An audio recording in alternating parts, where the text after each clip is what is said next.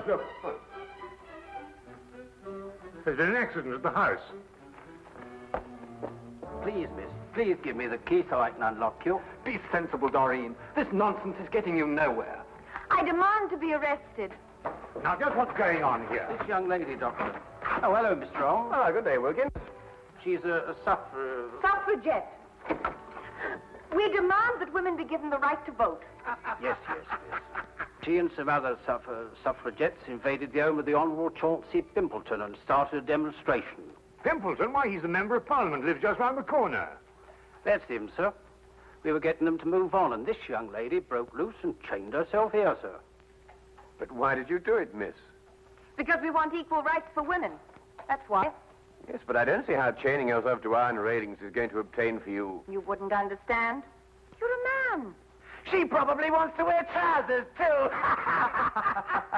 If I wanted to, I would. Mr. Holmes, can you get her loose? She slipped the key of the handcuffs down her... We're waiting for a hacksaw now, sir. That's right, a hacksaw. Hack me to pieces while you're at it. I'm only a woman. I believe I can help you.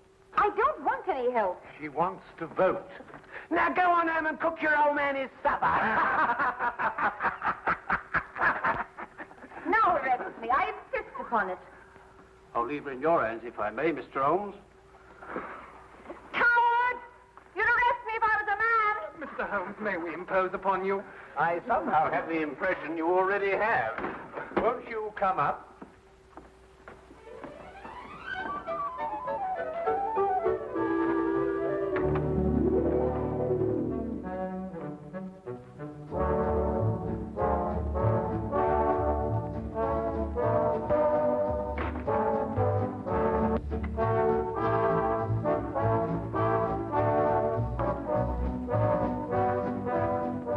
Permit me to introduce ourselves. This is my fiancée, Miss Doreen Meredith. First secretary to give the women the vote. I'm delighted to meet you, Miss Meredith. And I'm Henry Travers, personal secretary to Mr. Pimpleton. Oh, yes. I seem to remember that it was Mr. Pimpleton who led the attack on the suffragette bill in the House the other day when it was defeated. And very, very resoundingly defeated. Yes, that old stuffed shirt. He'll be sorry. I wish you'd get out of this Give Women the Vote League, Doreen. It's dangerous. Yes, I can see that it has its inconveniences, Mr. Travers, but I don't really believe that it's dangerous. Would you call bombs dangerous, Mr. Holmes? Good heavens, are they using bombs now? Oh, just a teeny one. Boris and I made it to blow up a lion. My dear young lady, you don't blow up a lion, you shoot it. Who is Boris? An anarchist. An anarchist. He's an old dear who wouldn't hurt a fly. Blowing up lions, anarchists. Sometimes I don't know where modern England's going. Well, perhaps Miss Meredith might be good enough to indicate that direction for us. Well, it all began at the meeting of the Give the Women the Vote League. Miss Agatha Axton, our president, was presiding. Quiet, ladies, quiet. I've called this meeting of the council in order to consider our next step in view of the defeat we suffered last week. As you know, the Honourable... Honourable... Bosh. Even if he is my cousin. Well, anyway, Chauncey Pimpleton rallied the anti-women forces in Parliament and defeated our bill by the narrow margin of 347 to 1. Boo! Down Pimpleton! Boo! Pimpleton! We've got to do something, ladies. We're not making enough noise in the world. What would Joan of Arc do? What would Catherine of Russia do? They would attack. They would blow up something. Blow up something? How do you do that? I don't know, but they would do it. Don't bombs blow up things? I think they do. Let's buy a bomb. Where can you buy one? I've never heard of a bomb shop. We could make one. I'll make one. Can you? I don't know. I've never tried. I'll get a book. Good. But, What shall we explode? Let's explode a lion. Wonderful. We'll explode a lion. A very small one, of course. Well, anyway, I didn't know how to make a bomb. So, So she advertised in the Times. Wanted, a person who knows how to make a bomb. Oh, yes, yes. Dr. Watson and I read the advertisement. We tried to decipher it under the impression that it was a code. Never occurred to us for a moment that it meant what it said. well, anyway, Boris answered it. Yes, that's right. I am the person who makes a bomb. Sit down. Please, it is you who advertised. Yes, it's me. I'm so glad you answered, Mr. Turgov, Boris Turgov. Do you really know how to make a bomb, Mr. Turgov? All over the world I have made bombs. Big ones and little ones. Bombs that go... and bombs that go... Well, you must understand, we don't want to hurt anyone. We just want to blow up one of the lions in Trafalgar Square. I think a little bomb would do, one that goes... One that goes... Do your bombs make a lot of noise? Not those that go... Oh, I must ask you just another question. It's a matter of principle. Do you believe in the equality of the sexes? Please, I'm an anarchist. All I believe in is nothing. Oh, excuse me. That sounded funny.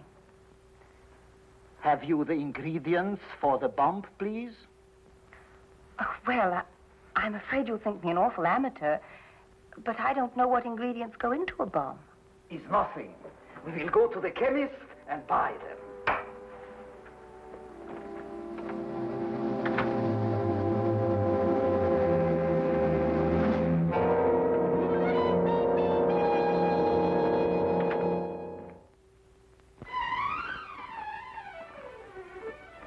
There you are, sir. Everything you ordered. Glycerol, toluene, nitrate, and sulfuric acid. Oh, yes, and gunpowder. Yes, ma'am. Be careful, though. You could make a bomb with what you have here. Good day. Good day.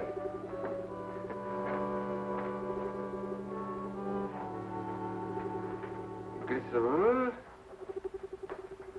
toluene, nitrate, and sulfuric acid. Gunpowder. Good Lord, that's all they can make with the stuff. A bomb.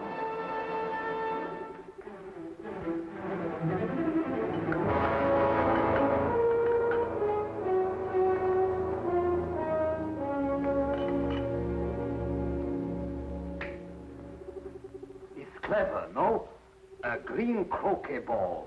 Who would suspect a green croquet ball? Well, I'm sure I wouldn't. Like this, it unscrews in half. Are you sure it'll work?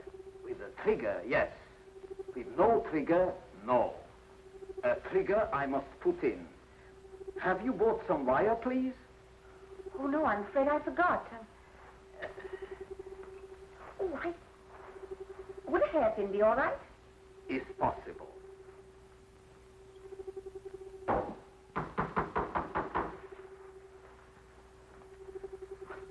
Hello, darling.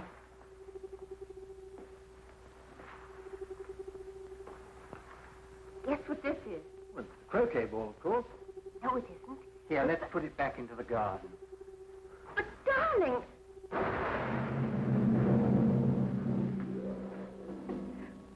Well, fortunately, Boris made the wrong formula. It was only a small explosion. And so you made another bomb out of a croquet ball. Oh, yes, we went to work on it right away. Where is it? Here. Doreen! Good Lord, get it away from her, Holmes. Well, it won't go off unless it's hit very hard. Might I see it, Miss Meredith? Take care, my dear chap. That's no croquet ball, you know. That's precisely what it is, Watson. Just a very ordinary croquet ball with a crest on it. Why, that's Mr. Pimbleton's favorite croquet ball from his garden set. And the crest? The family's. His uncle's the Earl of Clareborough.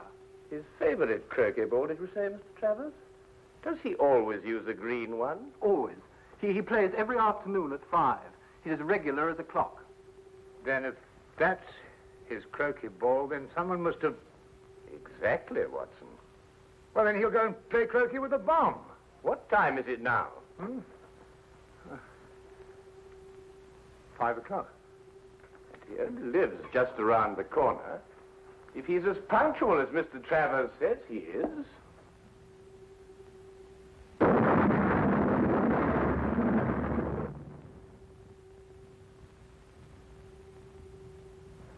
He is.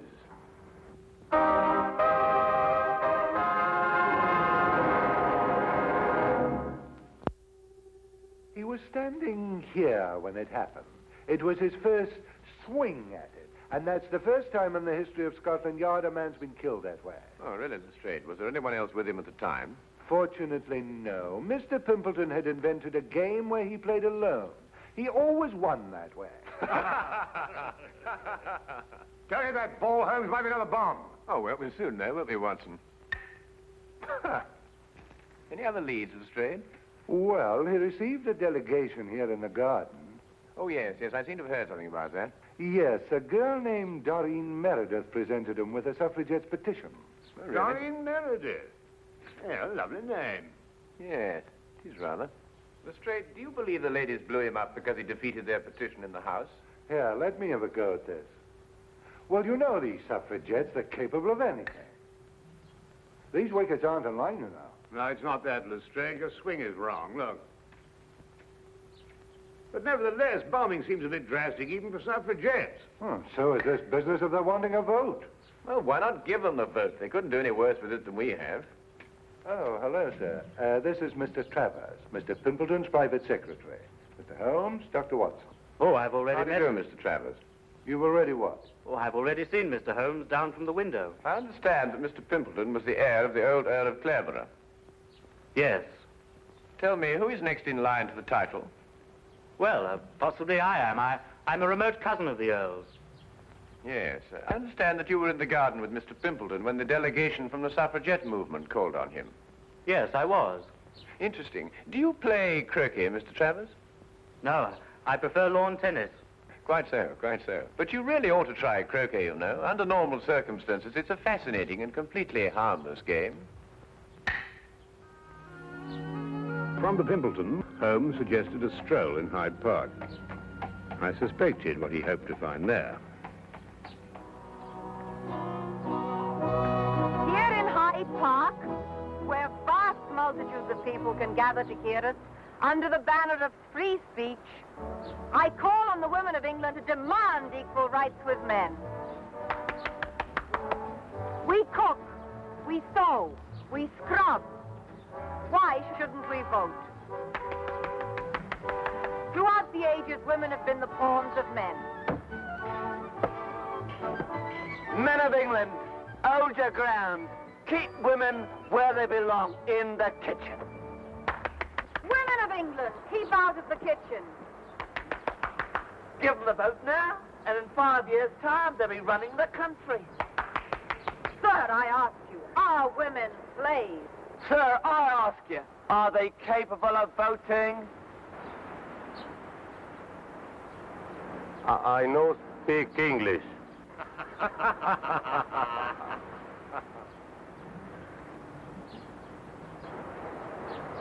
Haven't you got anything better to do? You... Here now, don't you talk to me like that. No rioting, please, or I'll have to ask you to move along. I was moving along anyway. I'm very particular whom I speak next to. Huh? Free speech. You say something men don't like, they tell you to move on. Well, of course, Miss Meredith, like all prophets, you're ahead of your times. And without honor in your own country.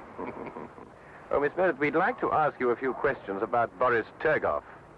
Oh, poor Boris. He'll never forgive me for getting him in this fix. He's so gentle, really.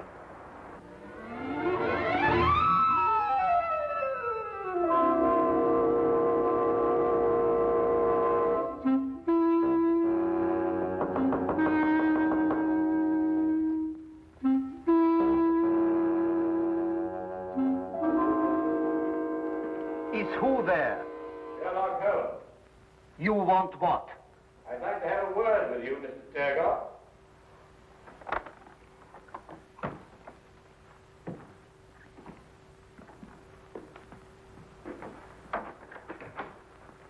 This is my good friend, Dr. Watson.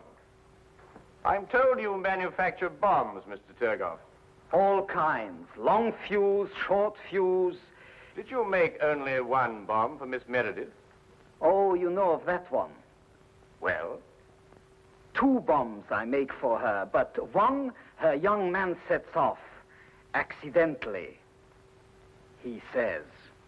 do you know where this other bomb blew up? Yes, in Mr. Pimpleton's garden. Not the first time that the Turgoff bomb goes off in the wrong place.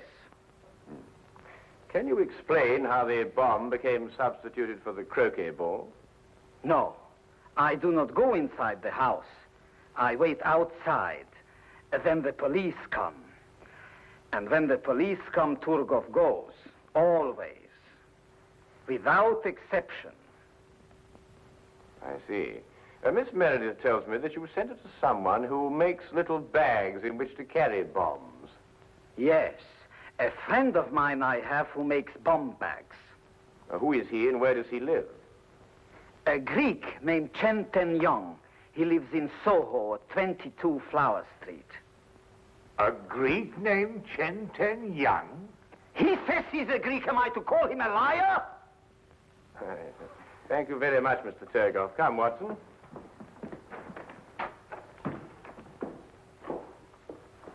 Mr. Turgoff, I wouldn't manufacture any more bombs if I were you. Scotland Yard's looking for you.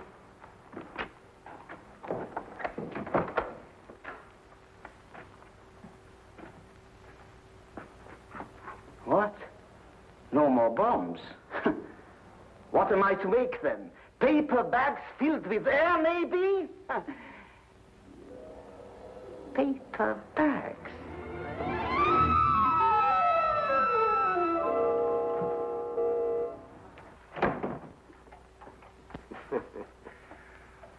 Now where, Holmes? Well, now a visit to Mr. Chen Ten Young, and then a bit of research at the College of Heralds. College of Heralds? You mean where they keep all the records of the title family? Precisely. This case started with the theory that women would get the vote, and I believe that one day they will. Oh, nonsense. And the solution of the crime lies in the theory. You mean some hidden factor we may have overlooked? Some subtle factor, Watson. Like a bomb?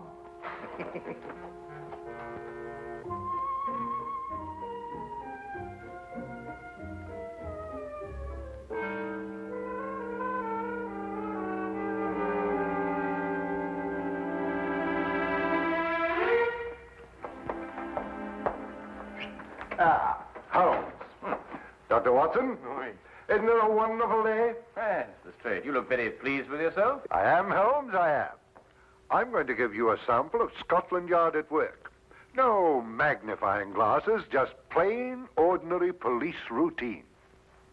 Excuse me, Dr. Watson. Send him in, Wilkins. Very good, sir. Send who in? All the people connected with this bomb business. Miss Exton, will you sit here, please? Miss Meredith, will you sit over there? Mr. Turgoff? This, Mr. Holmes, is Miss Doreen Meredith, the young lady who presented the suffragettes' petition to Mr. Pimpleton. We found set up in her kitchen a laboratory. She's been making bombs. I do not deny it. I told you we were going to blow up a lion. A liar? Oh, come now, Miss Meredith. We were also able to nab her confederate, this man, Boris Turgoff, an anarchist. He makes bombs, too. The Turgoff bomb, it is famous. Wilkins, send in Chen Ten Young, will you? Very good, sir. Chen Ten Young is a naturalized Greek born in Brazil of Chinese parents. He makes little bags for carrying bombs. Fascinating occupation. Ah, Chen. Tell me, Chen, did this young lady order a bag from you? Yes, mister.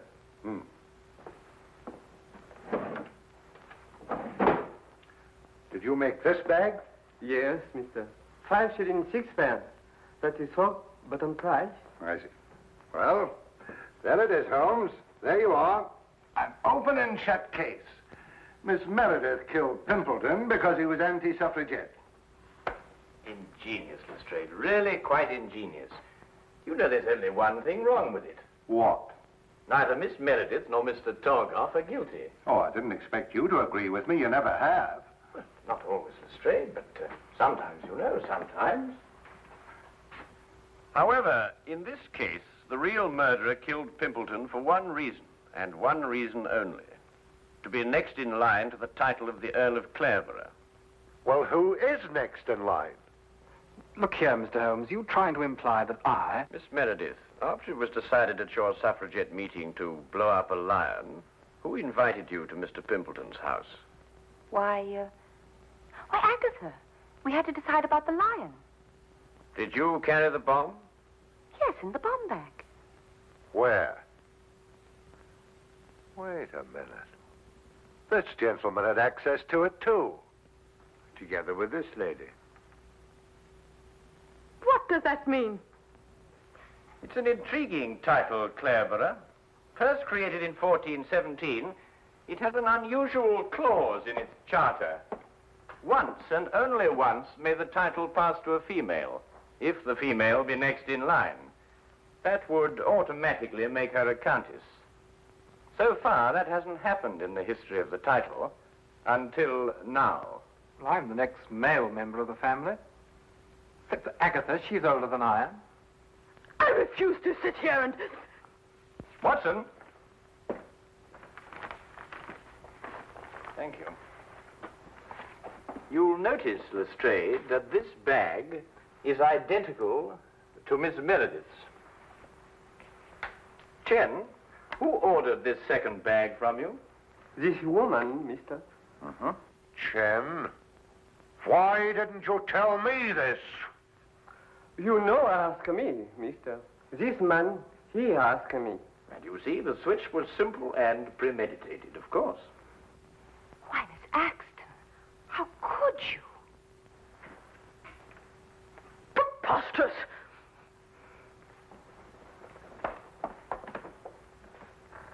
Anyway, young man, you had no right to come into my house and get that handbag. It's thieving, and it's against the law. Detain her, Wilkins. Mr. Holmes, whatever made you think of Aunt Agatha? Well, at least I can tell you this much, Mr. Travers. I didn't use a magnifying glass. You see, the true deductive mind knows just when to substitute routine investigation for deduction. Are you going somewhere, Lestrade? I have crossed the room, Mr. Holmes. I have put on my hat. I deduce, therefore, that I am leaving. Routine investigation will reveal the fact, Mr. Holmes, that I have gone to see the commissioner. I will ask him to do everything in his power to encourage the suffragette movement. We will then no doubt have a woman inspector in this office.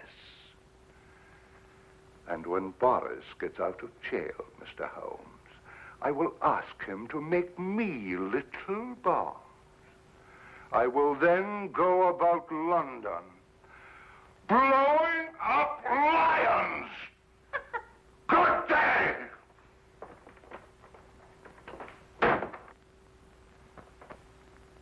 You know, Holmes, I've been worried about his complexion lately. I think Lestrade needs a rest. Yes, Watson, yes, I'm inclined to agree.